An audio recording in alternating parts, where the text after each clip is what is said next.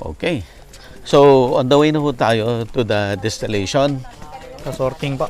Sorting muna. Mga 5 na? 5:20, yes sir. 5:20. Okay, no. So 5:20 na sa umaga. Ayan, hello po. Ayan, so andito na po tayo sa sorting area. So ito po yung na-harvest. Sige po, anong gagawin natin ngayon dyan? Isasalin. Sige po. Bakit sinasalin po? Malumlum sir yung bulaklak yung Mapisa? maglanta. Malanta. Okay, sige. So saan po ilalagay ngayon yan? Ipapareceive po nila. Papareceive muna for recording purposes. Gusto mo bang matuto ng agribusiness, crops, livestock and poultry, aquaculture, at ma-inspire sa mga success stories? Agribusiness, how it works! As a YouTube channel, Agribusiness features entrepreneurs, farmers, organizations, OFWs, investors. However, beyond our usual content and official endorsements, Agribusiness does not engage in other business dealings with them. While our viewers and featured individuals and entities may choose to pursue business deals with each other on their own, we encourage them to be cautious in doing so. Bango? Bango dito? Ilang? 17? Grams yan? 1.7? 1.7. Dito? For sorting. Sorting na to. Kasi hindi ho maiwasan na meron yung overripe, meron yung underripe, meron din yung mga tawag dito, may mga May damage. yung halimbawa ito, bloated na siya. Bloated na to. This is overripe. At saka nag-i-start na siya masira. O, ayan o. So, wala na to. Pero Yan siya sa parameters namin na tinitingnan din. Kasi makaka-apekto sa quality ng oil. Ayan, tingnan natin. Sir, dito tayo. Yes pa. So, okay. Ano po ito, ma'am? Sir, ano to? Yung mga... Ito yung bloated. Yung mga matatanggal. Over. Tanggal. Tanggal. Itong mga underripe. Ito naman underripe. Apa. Ayan, hindi kasi maiwasan. Ayan, no? Wala pa yung sinasabi ni sir na red. Doon sa gitna. Wala pa yung red. Okay. So, ang best naman ay... Yung mga nandun sir. Ito ang tama. Ito ang tama. Ito yung pumasa. Madami rin pala yung pumasa. Ito na yung ready for distillation. Ang bango? Sir, makikita mo, di ba? Yung sinasabi, dinidiscuss natin kanina doon sa field. Oo. Ayan. Na may red. Doon sa dulo ng petal. So, ito yung over. Ito yung underripe. Asan po yung mga yung natin? Itong mga to, ano po to? Ito yung green, yung underripe. Ito yung overripe. Ang dami rin. Kasi ito yung mga hindi nakuha sir nung nakaraan. Siyempre hindi din talaga nila ma-perfect yung picking. Ito yung siguro maganda yung ginagawa nilang garland. Pwede din. Yung mga under. So ito, anong gagawin niya po dito sa over na to? Ito yung mga dinadry na namin for putpuri. Pwede pa rin. May purpose pa rin. Meron pa rin. Hindi na nga lang oil. Yung magaganda rin naman dito, yun yung papasok doon sa dinadry namin under study. Yun yung ginagawa namin ilang-ilang tea. Pwede rin. May ano na kayo? Nakainom na kayo ng ilang-ilang tea? Masarap? Masarap din siya, sir. Well, I recommend po na evening tea. Talagang pampatulog. Makaka-relax ka. Okay, wag ngayon kasi nagtatrabaho tayo. Ito yung the best. Ito na po yung ito yung kaganda. Maganda naman pala siya, Kaya makita niyo yung pagkakaiba talaga, sir. Meron. Pakita mo difference ito yung over siya, yellow. Tapos yung under, green na green. Ayan, ito yung best. Apo. Yung balik tayo sa sensor. Yan, Kailangan sir. na- Sige, sir. Kasi bawat ganitong quality, Oo. meron ka mapapalabas na ibang quality na. Ibang scent profile. Yes. Kaya yung na-discuss natin kanina. Kaya tinry na rin namin lutuin dito. Oh, anong result? Medyo maasim-asim yan. Pagka, May asim siya. dito naman, yun to yung sinasabi ko, yung halimuyak na sinasabi ko. Yung sa'yo mild. kanina. Yung mild. Yung ito yung gustong-gusto ng mga Yeah. gumagawa ng perfumes May sa mga- France. Mm.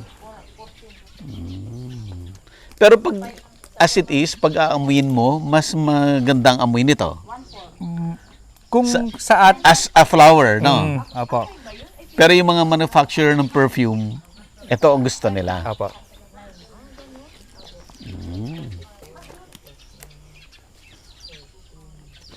Wow. So ito po yung tatlong classification na, no? Ito yung yellow, ito yung over siya. Ito yung under, green na green, ito yung perfect. So amuyin natin, sir. Apo. Okay. Ito yung perfect. At ito yung under. Walang amoy masyado. Apo.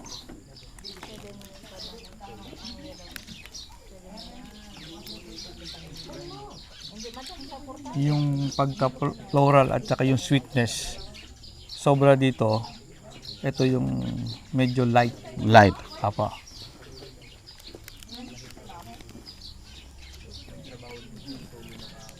Oo. Makikita niyo yung May meron, difference. May sila. difference. Mabango siya, pero para siyang... Matapang yung pagkakakuan niya eh. Oo. Matapang siya. Yan, matapang. Matapang. Yung intensity mataas. Mm-mm. Ito, hindi masakit sa ilong. Awa. Kahit matagal, kahit Ano? ulit-ulitin mo yan. Oo. Kaya mong singutin. Apo. Ito, Mabango siya, as in mabango talaga. Pero Yan. yung meron siyang kwan, hindi ko maipaliwanag yun. oo. May difference. Mm-mm. Tama. Strong. Yeah, parang, Ito, perfect siya. yeah, yung parang feminine siya. Oo. Ito, walang masyadong amoy. Walang masyadong amoy. Okay, i-explain nyo natin to, sir, yung sinasabi yung ilang quality criteria. Bali dito sir, pinapakita natin kung ano yung tamang ilang-ilang Okay. na magiging materials natin. Yun din po yun, no? Yung diniscuss natin na yan. Mas Okay. mas klaro lang dito Klaro lang para natin. makita natin. Sige, sir. Ito yung sinasabi natin kanina na bloated. Yun sa Okay, overripe. yung overripe. Apo. Ito yung nagbibigay na ng nangangasim-ngasim na amoy. Ayan, no? Sabi niya, yung burn na daw yung tip. Okay? Apo. Bloated din siya, yung medyo yung petal niya. nag-start na siyang mag-decompose. Oo. Ganun siya. And then yung may mga spotting, yung mga ganyan. Parang ganun lang din siya eh. Mm-mm. Ah, Yellow petals with black spot in the petals. Ayan. apo. So may mga dotted na siya, oh. Ayan. Okay. And then, punta So remark niya is reject category overripe. apo. Reject category overripe. Apo. Okay. Ito yung best kanina. Pinakita natin. Yellow yung petals with red pigment in the middle. Apo, yan. Yun yung pinakita natin kanina, yung umpisa pa lang. Yung dulo ng petal may red. Then, ang remark is good, category yellow. Okay. Then, another thing, yellow petal pa rin. So, in difference siya doon, kanina nag-burn na. Tapos, pero no red pigment in the middle. Ito yung medyo green. Kasi wala siyang wala yung red pigment doon. Apo. Wala pa yung red pigment sa dulo ng petal. Tapos green siya. Kaya reject. Ito naman, sir. Lalo na. Meron kasi tayong nakikita rin dito na green pero may Red may- pigment. may oil. So, kinukuha rin natin ito. So, mas importante yung Yan. red pigment sa dulo rather than the color. Apa. Kasi Kaya- sinasama na namin siya kasi hindi naman siya ganun kadami. I see. pagdating sa quality, sa checking. Okay. And then, itong last, Apa. green yung petals, no red pigmentation at the middle, wala rin, kaya reject siya. Apa. Green. Ito yung huling-huli kanina yun doon, nandun. yung green na green doon. Yan. So, klaro yung, yung criteria. Alin ang papasok. So, ang next natin, sir, Ito po, ipapaload na natin. papaload na natin. Apo. Okay. Dom. So, tapos na yung mga workers, no? Apo, Tapos na yung mga harvest pickers, time. Yung pickers, tapos Apo, na. tapos na. Dito na, sa part na ng distillation team. Okay, distillation team na tayo. Okay, sir, na-mention mo kanina, may season na sobrang daming bulaklak. Apo. May season na konti ang bulaklak. Kagaya ngayon, konti ang bulaklak. Apo. So, ibig sabihin, iba-iba ang distillation machine mo. Apo, Na equipment mo. Yes, sir. Meron tayong pang malaki, pang maramihan, meron din tayong pang maliitan. Oh, okay. So, ito po ngayon, itong good nito, ilang kilos po ito? Ano yung pumasok sa record natin? 5.7 5.7 po yung... Ay, 5.7. 5.7 kilos. 5.7 kilos lang po yung na-harvest for the 5 hectares kanina. Apo. Yung good. Yung Apo, good. Apo, yung good. Kasi yung yung reject, madami rin. Almost halos 1/4 yung reject. No, sir. Apo, yes. Halos yung buong na-harvest nila, 1/4 doon ay reject. Yes, sir. As Yeah, the oo. result. So, 7 kilos. Mga naiwanan yan nung mga nakaraang pitas. Oo, hindi nakita. Hindi nakita. Or at that time, hindi pa siya Kaya. ready to harvest. Apo. Maring ganun po. Oo, pero nung second na mag-harvest na, overripe na siya. Apo. Crucial din yon. Kaya nga po, nagdi-dispatch kami. After the harvest, meron yan mamaya iikot kapag maliwanag na. Oo. Magche-checking na yan. Oo. Saan banda yung mga susunod na pipitasan, nagre-recording kami. Para pagdating ng picking schedule, Alam doon, alam namin unahin saan yun. i-deploy yung mga tao. Galing, may sistema. Hindi ba sir pwede na kagaya no to, ilang kilos to, itong reject natin, more or less mga nasa 4 kilos to siguro, 3 to 4. Wala sir, mga nasa kwan lang ito. Mga nasa isa. Kasi bumaba na rin yung timbang kasi nga over. Apa, tanggal na rin ng moisture. O natanggalan ng moisture. Kung sir, kung araw-araw ka may nag-harvest, di bali kung konti ang nakuha niya. Sa distillation naman, sayang yung Di mas maliit lalong distillation. Yes. Pwede rin. Pwede rin sir, Yung pero per kilo sayang, na distillation. sayang na tayo sa tao tsaka Sa oras. tao at saka oras. Kung ang gagawin natin is pang negosyo sir, Hindi rin siya viable. Yes sir. Pero kung personal ko, pwede. Pwede sir. Kung gusto mo lang siyang i-distill, magkaroon ng oil. Kung pwede ba kahit 1 kilo? Pwede. Pwede po. Pag-aralan. Kasi dalawa naman makukuha mo dyan eh. Isang oil, pag kinontinuous mo dire-diretso, yun yung floral water. Parang Mabango pa rin siya. ang tawag doon sa iba ay Hydrosol. Hydrosol. Yes, sir. Ang tawag nyo, floral water. Hydrosol, floral water, yun yung mga term na ginagamit po. Parehas. Marami rin kayong floral water. Pero napapanis din yun. Tumatagal. Nawawala yung scent. Nangangasim. Hindi naman sir kasi meron. Depende sa pagkakadistill. Opo. At saka depende kung paano mo siya installed. Kasi dito, meron kami dati, umabot ng 2 taon floral water. Babango pa Hindi rin. mabango pa rin. Hindi naman siya nangasim. Maganda yun, mga gamitin mo sa humidifier sa bahay. Yun po, pwede. The best yun. Pagbalnaw ng damit, pag sa naglaba, yun na yun. Parang Dagdag mo na lang. Yung pinaka, Kung di ba fabric nauso yung conditioner, gano'n? parang ganun yun. Conditioner. May pabango. Hindi magmamansya yung Wala, cloth. hindi naman sir. Kasi pinatest namin yung floral water namin is less than 1% yung oil content pa niya. So, ibig sabihin, kasi yung nagmamansa is minsan galing dun sa oil content ng materyales. Masyado na siyang mababa. Tsaka yung tingin mo yung kulay ng tubig mo, tubig na talaga eh. So, Okay, sir. So, let's go na. Punta na natin. Punta na tayo. I-load na natin. Mag-load na tayo. Ano naman ang tamang handling dito para hindi masira? Wala na, basta ano na lang. Wag mo lang siyang siksikin, Huwag sir. sisiksikin. Light pa rin siya. Yan. So, tutulong tayo para bumagal tayo. Pag tumutulong ako, bumabagal daw trabaho. Ayan.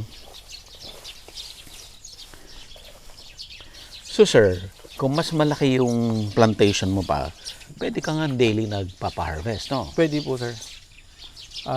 Hindi masasayang yung pag-deploy Walang natin masasayang. ng tao. O, at saka Saka walang, yung flowers, walang magaganito. masisira. Apo. Kung daily. Nababahin ako sa amoy. Matapang ba, sir, yung Matapang. amoy niya? Allergy kasi ako sa Oh. pollen.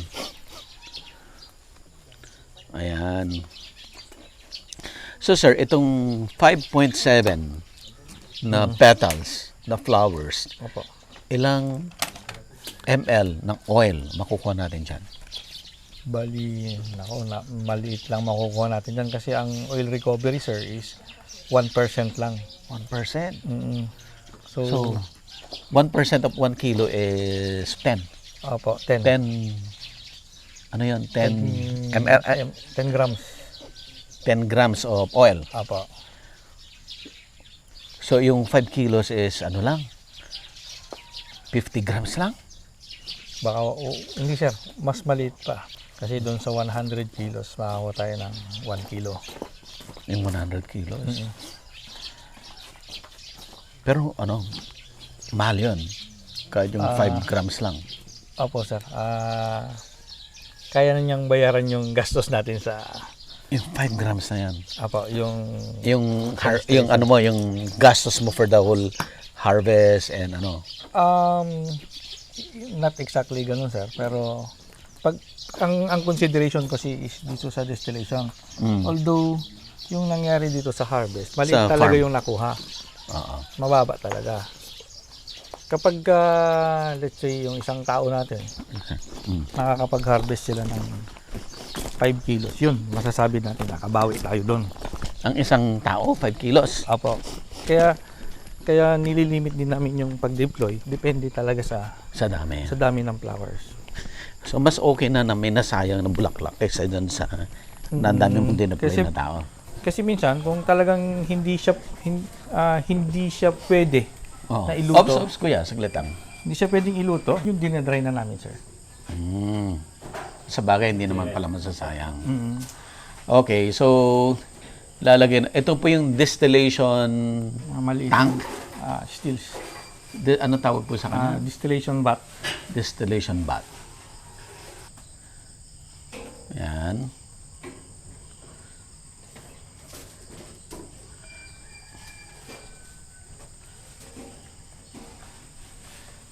Walang hugas-hugas, sir. Wala, sir. Hindi na ni-implement yung washing. Kahit doon sa mga ibang distillers din sa abroad, hindi Wala. talaga sila nagawa ng... Kasi yung water, Apa. magko-contaminate dun sa Apa. ano. So, dapat malinis kami ng Apo. magpipik. Nung araw, na-experience namin dito, pagdating sa profile, meron kami nakitang parang kampor. Ano yan? Yung parang yung nakukuha doon sa mga ginagamit. Yung tawag dito, kampor is yung manghang na amoy. Oh. Parang gano'n, yung parang sa Vicks, mga gano'n. Oh. Saan galing yan? Sa kamay ng... Nagpipik. Sa kamay na nagpipik. Pati yan nakikita, no? Nakita doon sa test ng GC. Kaya yun, in-implement na namin na dapat before tayo magpicking, maghugas ng kamay at huwag gagamit ng gano'n. So, na-address din namin yun. Ano yan, kuya? Ano yung linagay mo? Yes. Para magkaroon kami ng recording. Hindi mag-ano yan? Magkukuntahan. Hindi, sa papel lang naman po yun. Hindi, ipipicturean lang niya. Pipicturean lang niya. Yes, para sa recording. Na yung batch na yan, yung niluto ko yun, yan yung Oh, I see. yung detalye. Ayan, sasara na. May distillation bath kayo na mas malaki, sir. Apo, andyan. Mamaya. Yan, malalaki.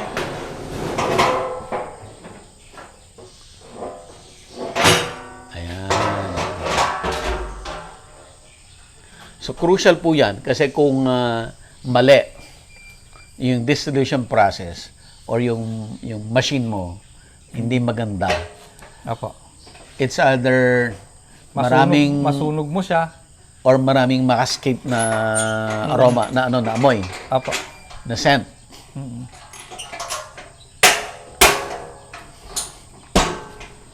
Nung nag-umpisa kami, ito lang kasi nagta-trial pa lang kami. Konti-konti pa lang yung makukuha. Kaya ganitong mga sizes. Tapos, may time na talagang bagsak. So, ako, gumawa na ako ng mga maliliit pa. Mas may maliliit. Ah, Pang 1 kilo na yan. hindi sir, Less. pang 5 kilos siya. 5 kilos. Apo. Pang ilang kilos po to? Ito is kayang mag-accommodate po ito ng 25 kilos. 25. Apo. Yung first batch namin sa umaga, after 2 hours, salang. Then, habang maganda pang pumitas, pipitas para sa mga ibang batch. Okay, sir, explain mo nga, sir, paano nag-work ngayon to? Bali, ang gamit natin is hydro steam. May tubig siya rito Okay. para yun yung magbigay ng Mag-steam sa kanya. steam sa kanya. Okay. Andito sa portion na ito ang materyales. So, may divider yan. Yes po, meron siyang tray. Parang salaan. Yes, may tray siya sa ilalim.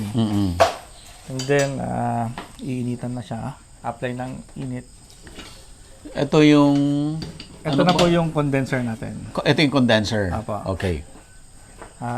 Yung steam na lalabas diyan, Babagsak dito. pasak dito sa condenser, ibabalik niya into liquid form. Doon na nagsahalo na yung oil at saka yung floral water. Ilang hours po yan ang distillation, sir? Pagka mga ganito sir, pwede tayong mag-distill ng 2, 3 oras, 4 na oras, depende sa tatargetin natin. Gusto nating kalidad ng oil. So, mas matagal. Mas matagal, mas ma-extract mo siya. Pero kasi ang grading ng ilang-ilang is tinatawag nating extra, first grade, second grade, tsaka third grade. Pagka ang maganda rito is yung una, yung extra. Yan yung pinakamabango. And then punta sa dulo, paiba-iba, pababa na yung grado ng oil. So, yung sinasabi nating complete distillation, yan yung full process, wala kang ipa-fractionate. Lahat kukunin po. Yes, kukunin mo lahat. Into Okay. one batch lang siya. Pero yung, kasi kami may na-identify na namin kung ano yung maganda para sa kursunada ng kliyente. Meron na kaming certain na distillation time para lang doon sa gusto niya. Oh, so yun lang ang kukunin nyo. Yes. Yung the rest, The rest kukunin pa rin niya. Pero pang ibang market na. Ibang market. okay. Ito po yung, ang kinakabit ngayon ay yung Oil separator. oil separator. Plastic lang yung condenser. Copper po. Stainless po yung ginamit namin. Coil. Fabricated na lang din po dito. Fabricated na. Sabi nila, same principle ng paggawa ng lambanog. Totoo ba yan?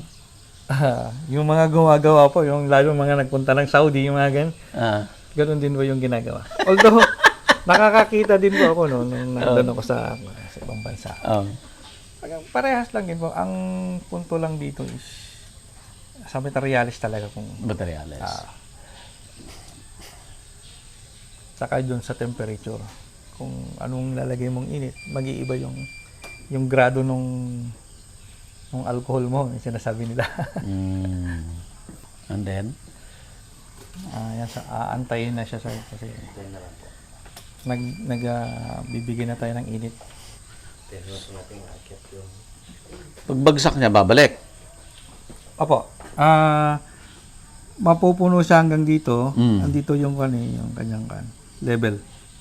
So, Dito pupunta rito. aangat yung tubig, aangat yung oil, mababa yung floral water, Oo. pupunta siya dyan. Malalaglag yung tubig dito. Apa. Naiiwan yung oil dito. Hanggang padami ng padami yung oil. Apa. So, basically, ang tinatanggal lang natin is the water. Apa. Pupunta rito. Tapos po, Yung tubig nandito. So matagal po to. Antayin natin pagka uminit yan, babalikan natin yan. Oo. So meantime, pakita natin sir yung mga, ito DIY mo na to. Dito po yan. For smaller batches. Yes po. Meron po kami rito yung Grabe, ang lalaki. Apo. Ito po yung naka-designate sa ilang-ilang. Ilang-ilang to. Apo. Lahat po ito. Ilang-ilang din. Yeah, apo. Pagka yung Oh, yes sir. ito kayang mag-accommodate ng 250 kilos. Wow, na ang isang batch. towers. Ito naman is 60 kilos. 60 kilos, 250 kilos. Napupuno nyo to? Nagagamit nyo to ng yung 250 kilos? Ang pinakamataas na namin sir is umabot na kami ng 150. Kasi nga sabi ko nga sa inyo, 5 years pa lang yung ating ilang-ilang. Magi-start pa lang siya. Okay. Na nagbigay ng malaki. Bulaklak. The same yung kanina, meron tayong condenser. Mm-mm. Papasok dito sa Dito sa loob. na-isolate na namin to sir para malinis yung sa loob. Oo. Para yung mga production area, mga maraming trabaho rito, Mga medyo workers magulo rito dito. dito sa loob at least Oo. safe yung ating oil, hindi siya tatamaan ng mga tao rito. Mm-mm. Ayan sir, maliwanag na. Kung gusto So niyo yan, sir, maliwanag na. punta tayo sa taas para pakita niyo yung plantation. Sige sir.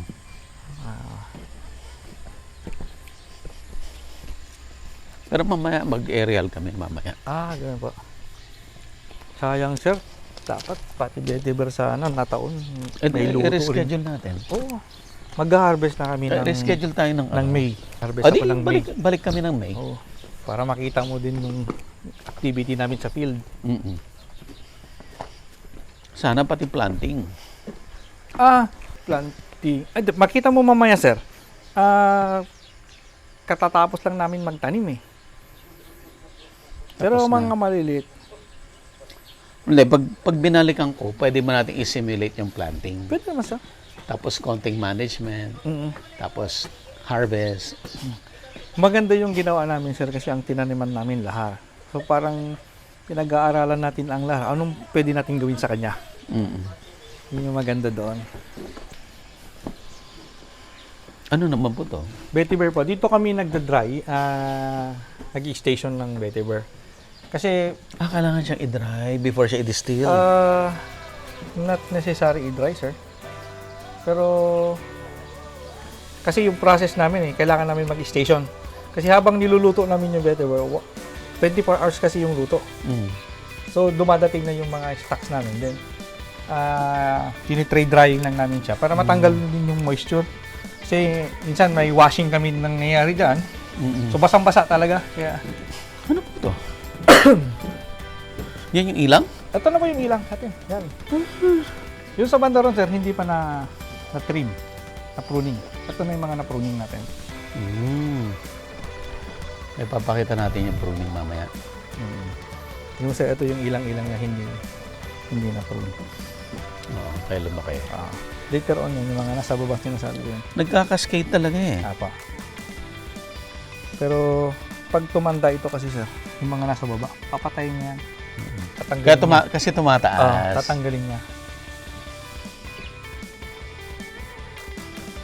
Meron pa kaming plantation dyan sa paanan ng bundok. Mm.